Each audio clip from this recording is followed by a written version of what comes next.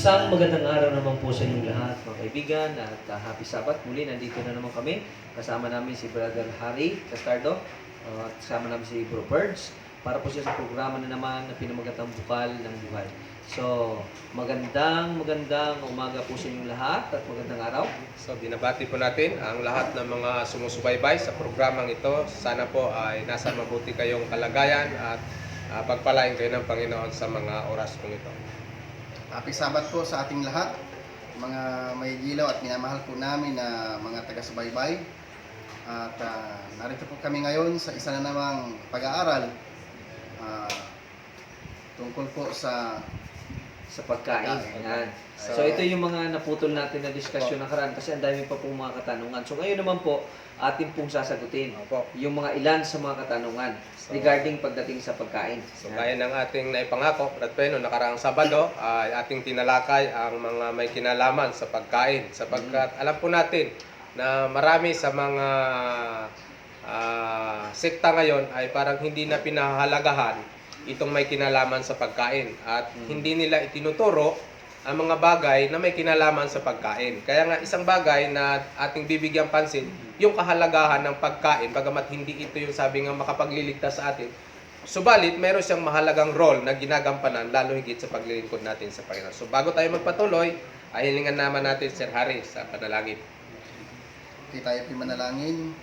Dakila po namin Diyos na siyang may-ari ng aming buhay, ng aming katalinuhan.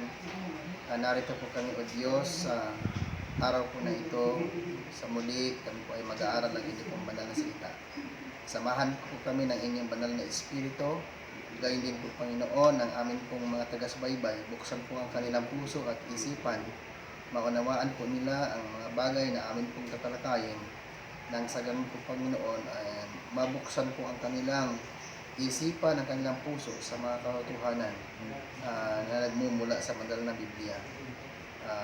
Kasihan po ang bawat isa sa aming Panginoon. Samahan kami ng inyong banal na Espiritu hanggang sa matapos po ang aming pong programa. At maraming salamat sa inyong pagtugon sa inyong mga dalangin sa pangalan ni Jesus. Amen.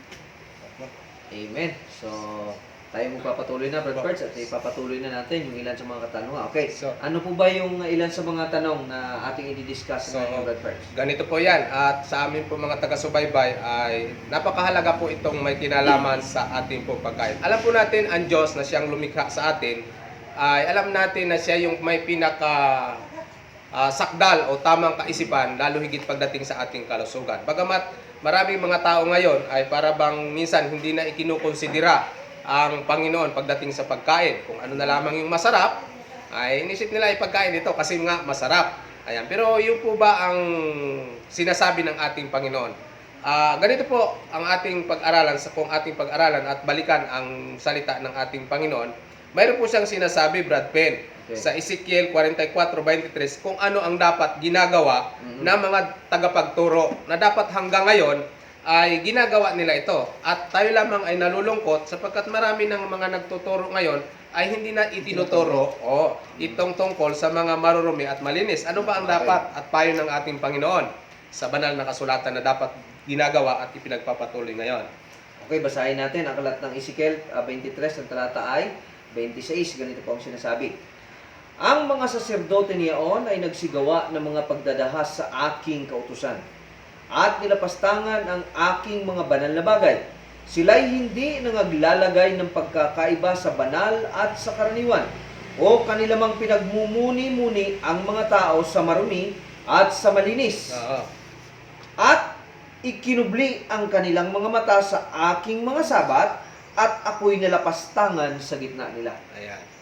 So malinaw po na talagang itong mga leader ng relihiyon, di ba? Tagapaglingkod sa templo ng Diyos, subalit Hindi nila nagtuturo ng mali. mali. Yan. Hindi nila Ayan. itinuro. Hindi nila itinuro. ang Take note po katotohanan ang ating po tungkol sa sinasabi rito, yung mga pagkain. saserdote o yung mga pare. pare. Pero hindi yung ngayon. Hindi Ayan. ngayon. Hindi yung ngayon, yung noon. Kaya lang, ulitin natin, kung yung ngayon ay hindi rin itinuturo, hindi rin binigyan ng kapukado, wala silang pinagkaiba Talagang sa noon. nilapastangan ang Nilapastangan pa rin yung Panginoon sa gitna nila. Kaya kung titingnan natin, malaking malaking tanong. Kaya ngayon marami sa mga tao ngayon hindi na alam kung ano yung marumi at malinis. Ang alam na lang yung masarap. Kapag ka masarap, kaya minsan may nagtatanong ako sa Brad Birds, bakit hindi ka kumakain ng baboy? Masarap. Di ba kasi ang sinasabi na lang, basta masarap. Basta masarap, ay makakain, ay pagkain. Ay sabi ko nga, kung sarap lang ang pag-uusapan, ay meron pa ako i-recommenda sa inyo na mas masarap. Oo. At saka take note sa kapanahunan ni Daniel, yung masarap iniiwasan. Basahin natin ang Daniel. Daniel 11 verse 26, sabi dito. Basahin natin O silang nagsisikain ng kanyang masarap na pagkain. Masarap na pagkain. Sabi dito, ay siyang magpapahamak sa kanya. At ang kanyang hukbo ay mapapalis at marami ay mabubuwal na patay. So take note. Kaya nga sobrang sarap, di ba? Lalo Sobrang na sarap. sobrang sarap, nakamamatay. Kaya nga yung una nating magulang, si Eva, natukso dahil sa sarap ng Sasarap ng pagkain. Ay, Mukhang masarap. masarap. Oh. Ipinagbawal na nga sa kanila, At saka take note kinain pa. Kaya sinabi na rin natin ito nakaraan na Sir Harry na yung Panginoon kasi pag sinabi niya na huwag, yung kaaway sinasabi ko. At kahit masarap pa. Kahit masarap Kahit pa. masarap pa. Pansinin mo nung sa Hardin ng Eden, Brad Perch, sabi ng Panginoon, sa lahat ng mga prutas, sa loob ng hardin, pwede nyo kainin. Kainin. Liban doon sa nasa gitna. Sa gitna. Pero anong ginawa ng kaaway? Anong ginawa ng ahas? Binaliktad. Hindi ba't sinabi sa inyo ng Panginoon, sa lahat ng puno hindi kayo makakakain? Oo. Ha? Nilahat niya, hindi Lahat. pwedeng kainin. So, yung papasok ngayon sa isip ng tao, hindi pwede ito. Bakit? Lahat hindi pwedeng kainin. Pero ang sabi ng Panginoon, sa lahat ng Sa puno, pwede kayong kumain. Kumain. Liban dun sa isa. Ang Panginoon, gusto ng Panginoon na meron siyang ibibigay sa atin kasi yung katawan natin, di ba, templo ng Diyos. Ng Diyos. Siya ang lumikha sa atin. Kaya alam niya yung dapat nating kainin. Saka dito makita natin doon sa binanggit mo, ang kaaway laging nandyan eh. Sa Hmm. bawat sinasalita ng ating Panginoon, laging mayroon Laging siyang oposisyon. pantapat o kinukontra niya. May At oposisyon. yung kanyang mga pagsasalita at mga ginagamit na mga salita ay gumagamit din siya ng salita ng Diyos. Inililihis lamang, Inililihis niya ang ilalagyan salita ng niya Diyos. lamang ng konting mali. Yes. Konti lang. Konti Hindi lang. namang malaki. Nililihis talaga, isipin mo. Pag sabi paglihis niya, ang problema, paglihis niya, para siyang timon. Oo. Paglihis niya, automatic yung bangka liliko. Konting ano lang yan eh. Kaya Konti sinabi lang. mo yung timon, konting pihit mo lang yan, liliko talaga yan. Hindi Yes. nga lang agad-agad. Ah. Kaya nga kung tingnan natin, sabi sa Bible, inutos ng Panginoon sa aklat ng Leviticus, ito yung bagay na pwede niyong kainin, ito yung bagay na hindi pwede kainin. Pero anong sinasabi ng kaaway? Lahat pwedeng Pwedeng kainin. Lahat walang ipinagbabawal. Nilinis na ng Kaya nga, tinalakay ganito, natin yan. puntahan yung natin gawa. kung bakit nga ba talaga nila kinakain yan. Dahil marami sa kumakain ngayon, parang binibigyan na lamang ng katwiran yung mga bagay na kanilang ginagawa para sabihin nilang pwede nga kainin. At kung Isa sa minsan kanila, ginagamit pa nila, mismo talata sa Biblia. talata para din sa Biblia. ma-explain. Ito yung ating Ah. tatalakayin ngayon. Una Ah. nilang ginagamit Okay. itong Genesis 9:3. Ano ba ang 9:3? sinasabi Okay. dyan? Yan Ah. yung sa pagdating sa mga gumagalaw. No, bawat gumagalaw. Ginagamit ito nila na talata para lamang bigyang katwiran na pwede ngang kainin yung maraming mga bagay. O, ano bang Okay. sinasabi dyan? Sige, basahin natin. Oh. Genesis 9, talatang 3. Bawat gumagalaw na nabubuhay ay magiging pagkain ninyo. Okay, putulin natin doon, Sir Harry. Ah. Bawat gumagalaw. Gumagalaw. So, ang tanong, Bradfords, yung bulate gumagalaw. Ay kung babasihan dito sa talata, yun nga Bawal. kaya nga nila ginagamit, Pwede, kaya nga pwede. nila Kaya nga kinakain ngayon, eh. Sir, Oh. kapag sa survival, di ba, pwedeng kainin yung bulate? Pwede lang kainin. Pwede kainin ang, tawag nito, yung scorpion. Wait. Bubwit, kinakain na nila, pag mga daga, inaadobo. So ngayon, lahat kasi na gumagalaw, maliwanag eh. Ngayon, linawin natin, Bradfords. Ano yung mga gumagalaw na pwedeng kainin? Okay, so ituloy natin. Mm. Gaya ng mga sariwang pananim na lahat ay ibinibigay ko sa inyo. Ayun So, naman ibig pala ang sagot sabihin, eh. Bradfords, hindi pala ito hayop. hindi yung ayaw. mga pananim. Bagamat may sinabi diyang bawat gumagalaw, pero dapat tandaan natin sa Yung pag-aaral konteksto ng ng talata. Biblia, tingnan natin yung konteksto at kalamitan ng sinasabi sa Biblia, naroon din Naroon yung din, sagot yung at kasagutan. kung ano yung tinutukoy nung talata, nung sinasabi. Kaya anong kagaya sinabi ni Sir Harry dun sa pagpapatuloy, gaya ng mga sariwang pananim. So ibig sabihin, ang ginamit na example dito ay Pananim. mga sariwang pananim.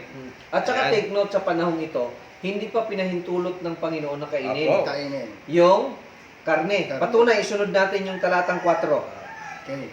Ngunit ang lamang may buhay, Okay, yun ang may Yun. buhay. Oh. Okay, buhay. na siya niyang dugo, ay huwag ninyong kakanin. So take note ha, ang laman na may May buhay at siya niyang dugo, kasi take note, ang laman, binubuo ito ng dugo. Kaya kung titingnan natin na ito ay hindi pa pinapakain sa panahong ito, kasi ito sa time na ito yung pinagpala ng Diyos si Noe. Mm. Di ba? Ah. Binigyan dito ng pagkakaiba yung karumal-dumal sa malinis. Kaya nga kung titingnan natin, Sir Harry Bradford, sa time na ito, si Adan, umabot ng ilang taon? 960. Oo. Tapos, si Noe, ang tagal din. Din. Si Methuselah, napakatagal din, 960. Bakit? Kasi ang haba ng buhay nila, kasi sila noong time na yun ay mga vegetarian. Vegetarian. Hindi pa pinapahintulot. Kailan lang binigay ito? Di ba? Nung pagbaba nila galing sa daong. daong. Kaya nga kung titingnan natin, binigyan ng pagkakaiba yung malinis at ang karumal-dumal. Kung titingnan natin, Bradford, sa time na ito, pag sampa sa daong, dalawa na ang kanan. binibigay na hayop. Isang lalaki, isang babae sa marumi. Marumi. Pero kapag malinis, Ito. pito, tigpipito Tigpipito. ng lalaki at ng Ng babae. So, mas marami pala yung So, ang purpose doon ay mag-reproduce sila para na Yes. Preparation yon. Yes. So, Preparation. kaya kung titingnan natin, kumbaga para manatili sila sa lupa. Saka, Yun yung sa mga marumi. Itong sinabi ng mga marumi at malinis dito, talagang ito ay likas na marumi. Likas hindi, na marumi. Hindi talaga ito naging marumi lang. Oh. Ibig sabihin, sa simula pa lamang ay Marumi. talagang Marumi na. Bagamat sinasabi doon sa Genesis, kasi sinasabi doon, na lahat ng ginawa ng Diyos ay Ay mabuti. Mm. So bagamat mabuti, Kasi mayroong Ah. kanya-kanyang layunin ang mga hayop na Kasi nilikha ng ginagamit Diyos. din ng marami yan, mabuti yan. Pero hindi po lahat ng mabuti Kasi ay tapos- para pagkainin. Tatakbo ngayon Ah. doon sa bagong tipan. Lahat ay ginawa ng Diyos na mabuti. Basta tanggapin na may May pasasalamat. papasalamat. O, di mag-pray lang tayo, pasalamatan mo, mabuti na yan. Napakadelikado pong aral kapag kaganyan. At kahit sila din naman, ay hindi naman nila talaga nagagawa yung kanilang sinasabi. Ito pa yung ginagamit nilang talata. Sunod tayo para matapos natin ng ano. Mm. Unang Korinto 10:25. Okay. So itong sa unang Korinto 10:25, ito naman ay yung sa pamilihan. Basahin natin, oh. Ang binabanggit dito. Lahat ng ipinagbibili sa pamilihan ay kanin ninyo at huwag kayong magsipagtanong ng anuman dahilan sa budhi. Budhi. Okay. Bakit ba ito Kung naging ano ba ang ganito? konteksto Ano ng ba ang talata na yan, kapatid? dahilan Yes. nito? Bakit Oo. ganon? Ang sinasabi, Sirare. O yan, kung titignan, sige po, Sir Kung Ari. tingnan natin dito po, bakit po sinabi ni Apostol Pablo doon sa mga taga-Korinto na ang sabi niya, lahat ng ipinagbibili sa pamilihan ay kanin ninyo. So marami dito ay sinasabi, ay lahat naman pala lahat. nang nasa palengke, yung baboy ay nasa palengke, ay kakainin natin. So ganun po ba yung konteksto nito? Sa malalim pa na pag-aaral nito, ay meron po itong kadahilanan May kung kadahilanan. bakit ito sinabi ni Apostol Pablo, di ba, Brother Okay. Fred? Kung tingnan natin, Sir Ari, ano yung Ano ba ang background pinaka-konteksto dito? nito? Oh, ano ang background Tingnan nito? natin sa Bigyan aklat natin ng sila Korinto. ng- 1 Korinto rin, 8 ang talata ay 1. Yan, ito yung background niya. Sige. Ito kasi yung mga inihandog sa Diyos-Diyosan.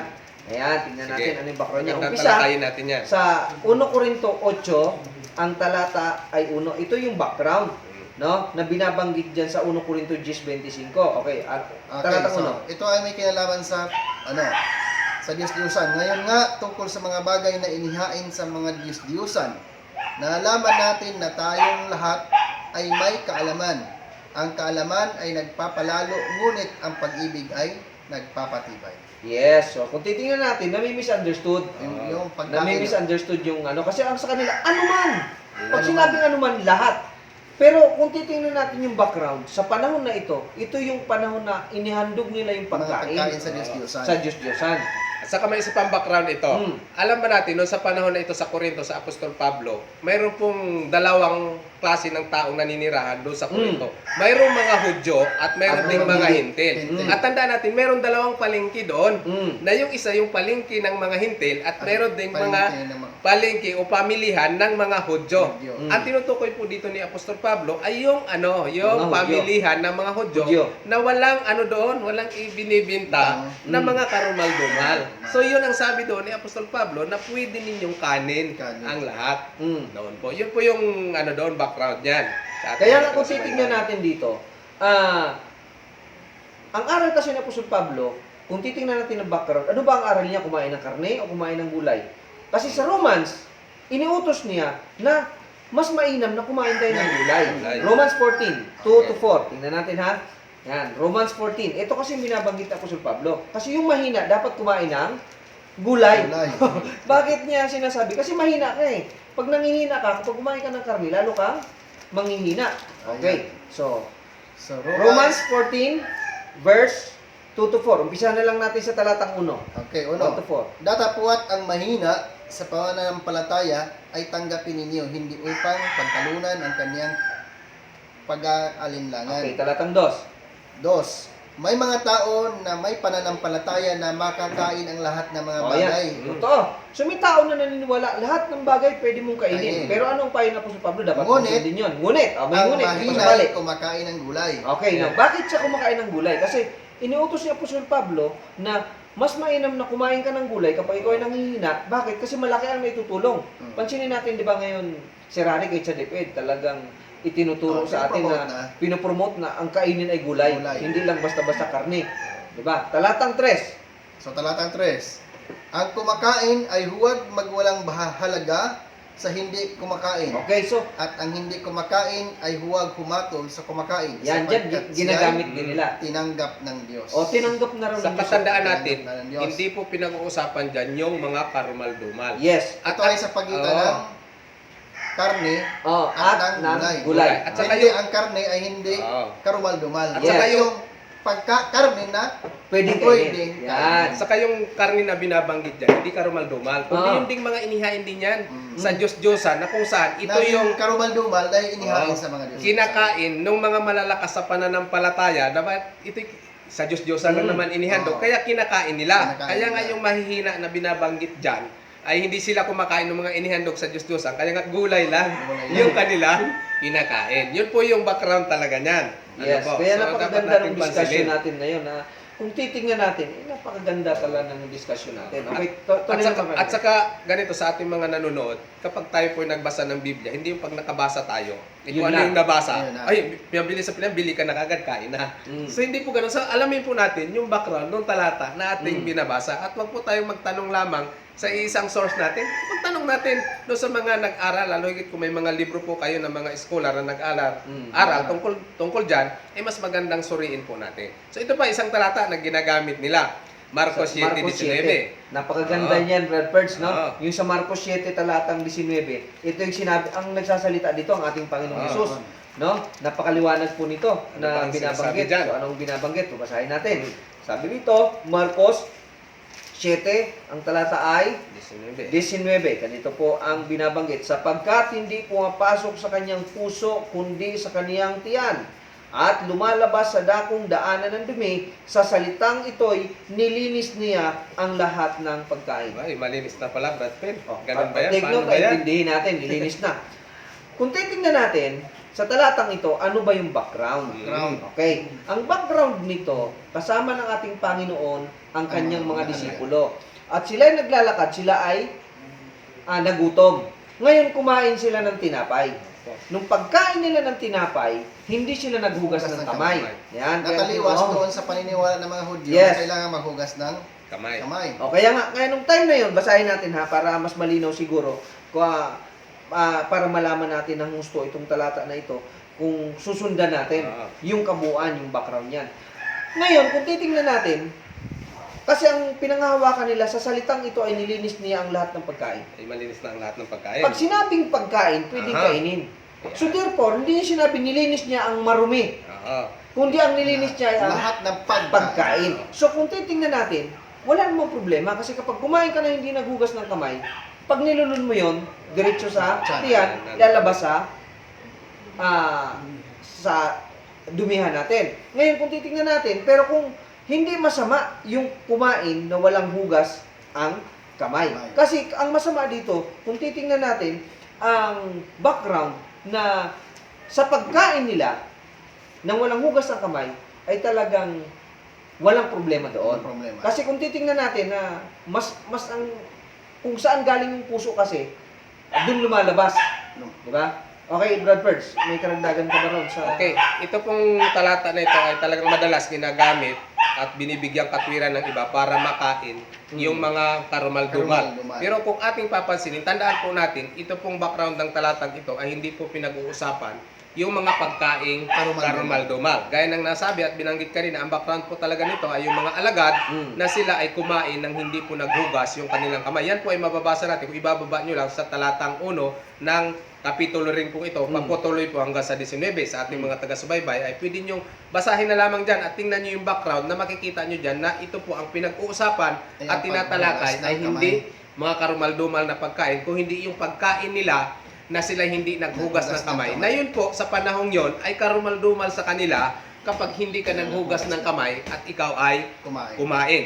Pero isa pa po dito, kung lalaliman natin ng pag-aaral nito, sa Greek ito, yung mga pagkain ay mayroong tatlong di ba? Oo, Tatlong ore. Ano nga yung sinasabi doon, natin? Mayroong bruma, mayroong akatarton, at saka mayroong koinon.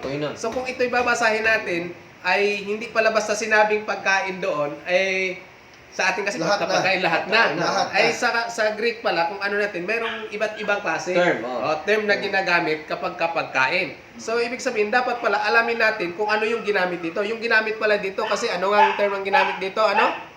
Akatarton yan. Akatarton, yung mga karumal-dumal. Yung mga So, karumal-dumal. ito po ay binabanggit dyan ay bruma. Bruma. Ibig Yun sabihin, yung malinis. Malinis. na pagkain na hindi kagaya ng akatarton. Kapag ka ito po yung mga karumal-dumal, ang nakalagay po sa Greek niyan ay akatarton. So, yun po ang dapat nating pansinin. At saka tingnan natin, sa panahong ito, nagalit ba ang Panginoon? Nagalit siya dun sa mga Hudyo. Bakit? Tingnan nyo, talatang 7 hanggang 9. Sabi dito, datapwat walang kabuluhan ang pagsamba nila sa akin na nangagtuturo ng kanilang pinakaaral ng mga utos ng tao. Nilisan ninyo ang utos ng Diyos at inyong pinanghawakan ang salin-saling sabi ng Mga tao. Talatang 9.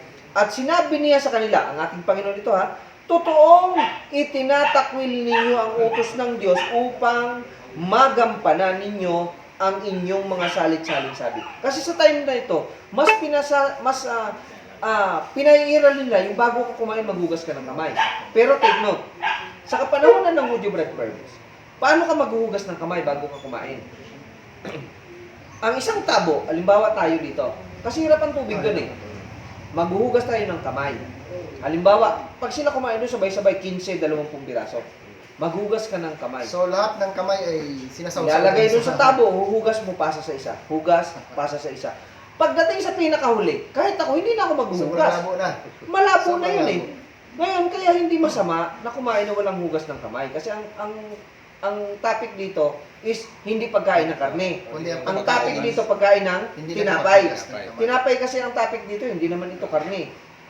So dito talaga dapat ay pansinin natin at malinaw doon sa background ng talata mga kaibigan at mga kapatid na hindi po ito mga karumal-dumal na pagkain ang binabanggit dito na nilinis. So hindi po binibigyang katwiran para makain natin yung mga maruruming bagay at karumal-dumal na sasabihin nating malinis na. Kung atin mang sabihin na tanggapin natin yung inyong argumento na nilinis ang lahat ng pagkain, tandaan po natin lahat ng pagkain ang binabanggit at yung mga hindi pagkain ay hindi po kasama dito. Yes. At kung bibigyan natin katwiran, yung baboy ay pwede ng pagkain, ay wala tayong mababasa sa Wala. Biblia na ang baboy ay Ay pagkain. Mm. Ano po? Yun po ang isang malinaw dito. So hindi po ito katwiran o pwede nating bigyang katwiran na yung ating pong pagkain ng mga karumal-dumal ay dahil lamang sa sinabi ng Panginoon sa talatang ito. So ano pa ang binabanggit ng ating Panginoon? Kung ating papansinin sa 2 Corinthians 6:17 ay ganito po ang kanyang sinasabi. Kung ang lahat nga ng bagay ay malinis na, ay ano po ang binabanggit dito? Ako na lang magbasa. Ano po ang sabi? Kaya nga magsialis kayo sa kanila, magsihiwalay kayo sabi ng Panginoon at huwag kayong magsihipo ng mga bagay na marumi at kayo'y aking tatanggapin. Now, take Ayan. note, may marumi pa rin dyan. Ayun nga, bakit So kung nga? nilinis na, bakit pinagbawalan ng huwag hipuin yung marumi? Marumi. So therefore, ang marumi is mananatiling marumi. Marumi. Po. At even doon sa pinakahuling talata ng Biblia, ay pinakahuling aklat ng Biblia, Apokalipsis, Apokalipsis. 18:2, meron pa rin doon karumal-dumal na ibon. So therefore, hindi talaga nilinis ng Diyos ang mga hayop na karumal-dumal nung siya ipinako sa krus.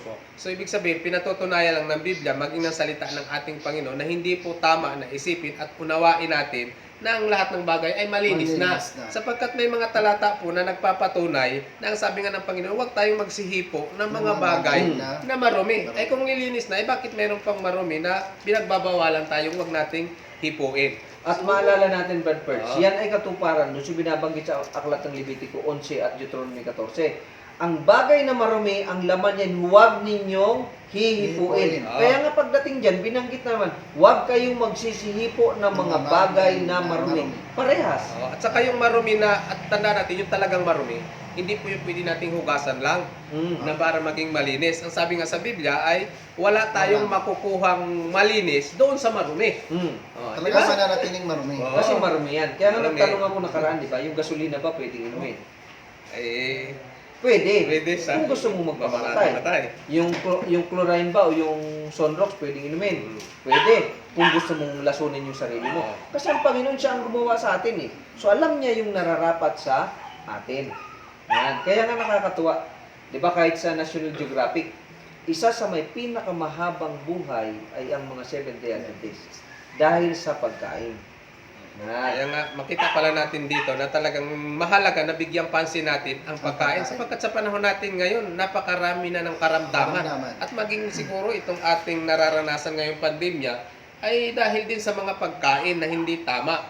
Kaya nga kung siguro nga ang tao ay nagiging masunurin lang sa salita ng ating Panginoon, Wala sa karamdaman. o maiiwasan natin yung Maiiwasan mga ang karamdaman. trahedya at mga pandemya na ganito kung tayo ay magiging masunurin sa Panginoon. Kaya nga ako ngayon, Sir Harry, no, Brad Perds, dati yung manok, 45 days lang hindi ako allergic. Pero Kahit ngayon, kain ako sa Jollibee, Chowking, Mang Inasal, hindi ako nangangati. Pero ngayon, pag kumain ako ng manok, nagulat ako, nangangati yung katawan ko. Sabi ko, bakit ganun? Kasi yung mga tinuturok nila, yung mga iniinom na gamot na binibigay sa mga manok, isipin mo, 38 days, pwede mo nang katayin. Ang 38 days, sisiw pa lang yan Sisiw sa pa lang. native. so ibig sabihin ay hindi pa ganun ka mature yung katawan ng hayop. At ibig sabihin, toxic lang yung Toxic makukuha natin doon. Kaya naging allergy. Kaya nga yung Panginoon, binigyan niya tayo ng pagkakataon na talakayin ang bagay na ito para ating maunawaan kung alin ang nararapat at hindi dapat. Kaya nga makikita natin sa banal na kasulatan, maging hanggang sa pagbabalik ng ating Panginoon, ay may mga binabanggit siyang karumal-dumal. Yes, may kasuklam-suklam Oo, pa nga. kasuklam-suklam. Ano ang sinasabi dito, Brad Pen?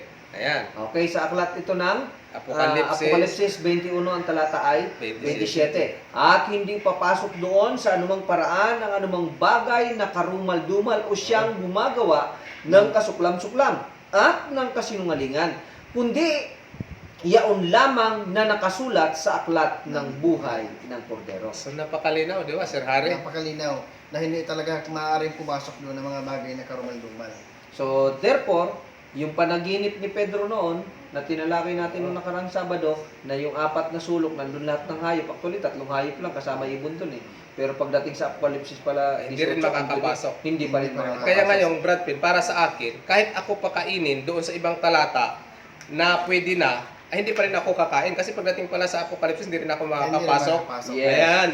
So, ibig sabihin, kung kayo man ay magpilit na kakain ngayon, pero pagdating ng Panginoon, ay bigyan natin katwiran ngayon, pwedeng kainin. Pero pagdating ng Panginoon, ay hindi naman tayo papapasukin, ano ang magiging desisyon natin? Para sa akin, ay hindi na nga ako kakain kasi napakalinaw ng banal na kasulatan na pagdating ng Panginoon ay hindi rin niya pala papapasukin yung mga karumal-dumal doon. Yes. Ayan. So kaya nga ang sabi nga sa atin ng Panginoon ay ganito, ay bagamat sinasabi nga sa unang Timoteo 4:4 sapagkat bawat nilalang ng Diyos ay mabuti, walang dapat itakwil kung tinatanggap na may pasasalamat. Okay, Ito yung kung ginagamit titignan din. natin, ginagamit yan. Mm. Tingnan natin dyan sa'yo, Sir Harry.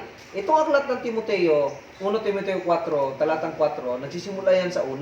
Kasi 1 hanggang 3, tinatalakay dyan yung tinatawag na aral ng demonyo. Okay, tingnan natin yan ha. Nasa 1 Timoteo, no? 1 Timoteo 4, ang talatay 1 at 3. Itong ginagamit, basta tanggapin ang pasasalamat. Oo, basta magpasalamat. Pasalamatan mo, okay yan. Pero take note ha, aral ng demonyo ang tinutukoy dito. At ano yung aral ng demonyo? Okay, 1 Timoteo 4, 1 hanggang 3. Yan, sa 1 Timoteo. At titignan natin, lilinawin natin kung ano ang binabanggit ng talata. At lilinawin natin bakit iniutos ito ng Diyos. Yan, 1 Timoteo 4. Yan, talatang 1 muna. Yan. Ngunit hayag na sinasabi ng Espiritu na sa mga huling panahon, ang iba'y magsisilakad sa pananampalataya at mga kinig sa Espiritu ng pahikayat at sa mga aral ng mga demonyo. Yan. Pag sabing aral ng demonyo, sabi ay yung Adventist aral ng demonyo. Kasi bawal kumain ng karne. Tuloy mo sa talatang 3. Na ipinagbabawal ang pag-aasawa Okay? at ipinag-uutos na lumayo sa mga lamang kati. Ang lamang kati is karne. Nanilalang ng Diyos upang tanggapin ng may pasasalamat ng mga nagsisampalataya at nakakaalam ng katotohanan. Ngayon, ginamit nila yung talatang 4. Tanggapin na may pasasalamat, pwede na. Take note, tanong ko sa inyo, aral ng demonyo. Yung sa Leviticus 11 ba, na iniutos ng Diyos, na sinunod ng Seventh-day Adventist, yun na ba yung aral ng demonyo? Ay, hindi po, kasi malinaw doon ay So, aral malaking ng Diyos yun. question. Aral ng Diyos. Yung sa Deuteronomy 14 ba, na inutos ng Diyos, na ito yung pwedeng kainin at hindi pwedeng kainin, na sinunod ng mga Seventh-day Adventist, ito na ba yung aral ng demonyo? Hindi rin. Pa rin. Una, sa talatang 2, ipinagbabawal ang pag-aasawa. Sa Adventist ba pinagbabawal ang pag-aasawa? Hindi. Aba, ang pinagbabawalan lang sa pag-aasawa ay sa Katolik. Yung sino-sino mga pare. yun? Kailan ba bawal lahat ng karne? Sa mahal na Kwaresma. araw. Sa Kwaresma. Lahat ng karne ipinagbabawal. So therefore, hindi ito sa Adventist. Ngayon, ano yung may aral na demonyo? Yung sumusunod noon. So therefore, malaking problema yan, Bradfords, kapag ito itinulak nila na aral ng Adventist, yung aral ng demonyo, at kung gagamitin nila yung talatang 4. Opo.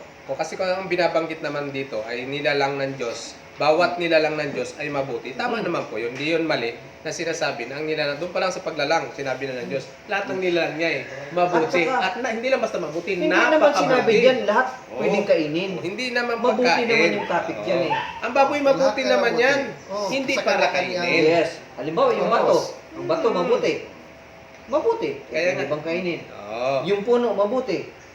Pwede bang kainin? Oo. So hindi, kasi nilalang yun ng Diyos eh. Oo, So lahat ng dapat nilalang. unawain natin dapat doon sa unawain konteksto natin. ng Yes. sinasabi kung ito ba ay pagkain. Hindi po sinasabing ganoon. Sinabi lang dyan ay nilalang ng Diyos ay mabuti. Eh, totoo yun. Sabi nga sa Genesis, hindi lang mabuti, napakabuti ng nilalang ng Diyos. Kaya nga ang payo ng Panginoon ay ganito. Bago tayo magtapos. Ay, anong sabi? Kung gibain ng sinuman ang templo ng Diyos, siya ay igigiba ng Diyos sapagkat ang templo ng Diyos ay banal at ang templong ito ay kayo. Yan yung ating katawan. Kaya nga, tayo mga Seventh-day Adventist, isa sa mga bagay ay pinahalagahan natin itong ating katawan na ito pala ay templo ng Diyos. Na kung ang Dapat sabi nga, nating ingatan. ingatan natin sapagkat kung sisirain natin ito sa pamamagitan ng mga pagkain natin na mga hindi nararapat, Ay, di ay ibahin din tayo. una ang Diyos ang gigiba nito ng ating katawan. Kaya nga, ang sabi ng payo sa atin ng Panginoon, saan ba tayo tinawag? Ganito ang sabi sa 1 Thessalonica 4:7. Ang sabi dyan, ano? Sapagkat, sabi rito, sapagkat tayo'y tinawag ng Diyos hindi sa ikarurumi, kundi sa pagpapakabanal. Napakagandang talata. Kaya nga mga kaibigan at mga kapatid, so may purpose po ang Diyos kung paano niya tayo tinawag. So tinawag po tayo ng ating Panginoon, hindi para doon sa mga bagay na marumi, kundi saan? Sa mga bagay na makakapagbanal sa atin. makakapagbabanal sa atin. Kaya nga ang sabi sa unang Korinto 10:31, di ba ano sabi doon? Kung kayo man ay kumakain, umiinom, o ano man ang inyong ginagawa, ay Gawin dapat natin sa ikasaluwalhati kaluluwa natin ang Diyos. So, Okay, maraming so- pong salamat sa atin pong mga sumusubaybay at patuloy na nariyan. So nawa pagpalain po kayo ng Panginoon sa mga pag-aaral na atin pong tinalakay, Brad Pen, Sir Harry. Nawa hanggang sa susunod na mga pagkakataon ay makasama po namin kayo sa pagkakataong gaya nito at kayo po ay malugod naming pinasasalamatan sa inyong pagtunghay at nawa marami pang mga pagkakataong gaya nito na kayo po ay aming makasama. Okay, bago tayo magtapos, tayo muna yung manalangin. Iyoko natin ating ulo. Dakilat mapagpala naming Ama ng tahanan ay nasa mga langit. Nagpapasalamat po kami, Ama, sapagkat muli binigyan niyo kami ng pagkakataon na makapag-aral ng iyong banal na salita. At ang amin o na pag-aralan ay magsilbing haligi na yung pananampalataya, gabay, tungo sa aming paglalakad sa sanglibutan ito at makamit naman namin ang buhay na walang hanggan.